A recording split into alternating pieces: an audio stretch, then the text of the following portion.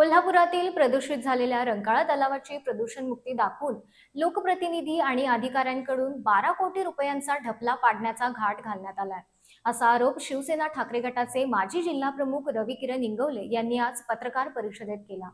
महापालिकेनं याबाबत टेंडर काढलं असून यात एका कन्सल्टन्सी कंपनीला 12 कोटीचं आयुर्वेदिक औषध टाकण्याचा ठेका देण्यात आलाय। मात्र याची सत्यता सिद्ध केल्याशिवाय हे काम करू देणार नाही, असा इशारा त्यांनी दिला।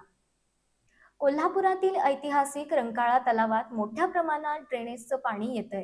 याचबरोबर जलपर्णीची वाढही होत आहे। हा रंकाळा तलाव प्रदूषणमुक्त करण्यासाठी एसटीपी प्लांटची गरज आहे।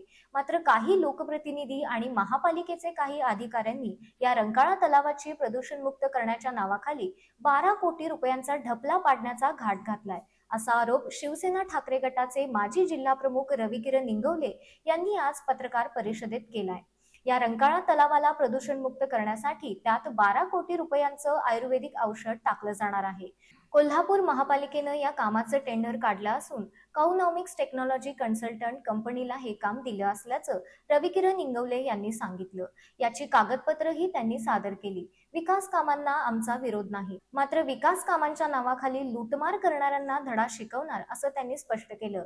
या रंकाळा तलावाचं प्रदूषण आयुर्वेदिक औषध टाकून थांबवण्यापूर्वी या लोकप्रतिनिधींनी आणि महापालिकेतील अधिकाऱ्यांनी शहरातील कोटीतीर्थ तलाव आणि कळंबा तलाव इथं पर्यावरण प्रेमी छत्रपती शिवाजी विद्यापीठातील तज्ज्ञ आणि नागरिकांसमोर याची प्रात्यक्षिकं घ्यावीत।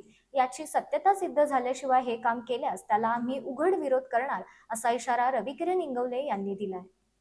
अधिकारी आणि लोकप्रतिनिधी स्थानिक हे संगनमताने काम चालू आहे। 12 कोटीचं पुन्हा एकदा निधी तोही खाण्यासाठी, ढपला पाडण्यासाठी, कोणताही डेमो दाखवला नसताना, कोणतीही काही माहिती नसताना कोल्हापूर वासियांची फसवणूक लोकप्रतिनिधी आणि अधिकारी करत आहेत। आणि तिसरा, जोपर्यंत डेमो दाखवत नाहीत, जोपर्यंत कोल्हापूर वासियांचं, पर्यावरणवाद्यांचं आणि छत्रपती शिवाजी महाराजांच्या विद्यापीठातील शिकणाऱ्या सायंटिस्ट लोकांचं समाधानकारक एनओसी मिळत नाही, तोपर्यंत ह्या लोकांनी हे काम चालू करू नये आणि वर्क ऑर्डर देखील महानगरपालिकेने काढू नये।